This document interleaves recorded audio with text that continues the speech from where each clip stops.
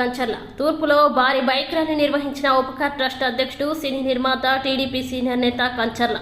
విశాఖ తూర్పు నియోజకవర్గంలో కూటమి అభ్యర్థులు గెలిపే లక్ష్యంగా ప్రతి కార్యకర్త నాయకుడు బాధ్యతగా పనిచేయాలని సినీ నిర్మాత ఉపకార్ ట్రస్ట్ అధ్యక్షుడు టీడీపీ సీనియర్ నేత కంచర్ల అచ్యుతరావు పేర్కొన్నారు.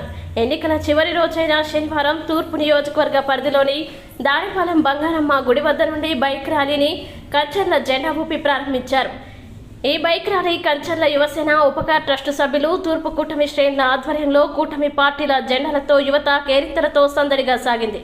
మండు టెండని సైతం లెక్క చేయకుండా కంచర్ల తన అభిమానులతో కూటమి శ్రేణులతో కలిసి నాయకులు కార్యకర్తలు ర్యాలీలో పాల్గొన్నారు.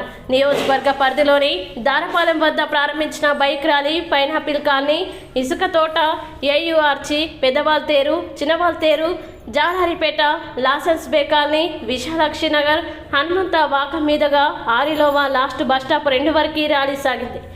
బైక్ ర్యాలీలో భాగంగా జై చంద్రబాబు, జై భరత్, జై వెలగపూడి, జై కంచర్ల నినాదాలతో యువత బైక్ ర్యాలీ సాగింది. ఈ సందర్భంగా కంచర్ల అచ్యుతరావు మాట్లాడుతూ ఖచ్చితంగా కూటమి భారీ విజయాన్ని అందుకోబోతుందన్నారు. ప్రజలందరూ జగన్మోహన్ రెడ్డి గద్దె దింపేందుకు కంకణం కట్టుకున్నారని, దానికి నిదర్శనం బ్యాలెట్ల ఓట్లు పెరగడమని అన్నారు. రానున్న కాలంలో టీడీపీ జాతీయ అధ్యక్షుడు చంద్రబాబు నాయుడు ఏపీ ప్రజలకి సుపరిపాలన అందిస్తారని చెప్పారు. కార్యక్రమంలో మాజీ డిప్యూటీ మేయర్ దాడి సత్యనారాయణ, ఎస్సీ కార్పొరేషన్ కార్యదర్శి పారిపల్లి రామారావు, ఉపకార్ ట్రస్ట్ సభ్యులు, భారీగా టీడీపీ, జనసేన, బీజేపీ యువత పాల్గొన్నారు. కూటమి అనేది డెఫినెట్గా 140 సీట్లతో మంచి మెజార్టీతో రాష్ట్రంలో అధికారంలో రాబోతుంది. మరి గత 5 సంవత్సరాలుగా ఈ రాష్ట్రంలో ఉన్న ప్రజలు ఒక్క పెన్షన్ ఇచ్చామనే తప్ప మిగతా ఏ మౌలిక వసతులు కానీ ఏవి కానీ ఈరోజు రాష్ట్రంలో ఎక్కడ కూడా లేకపోవడం మరి చాలా బాధాకరం. అలాగే ఈ రాష్ట్రానికి రాజధాని అనేది అసలు లేకపోవడం ఇంకా ఇబ్బందికరమైన విషయం.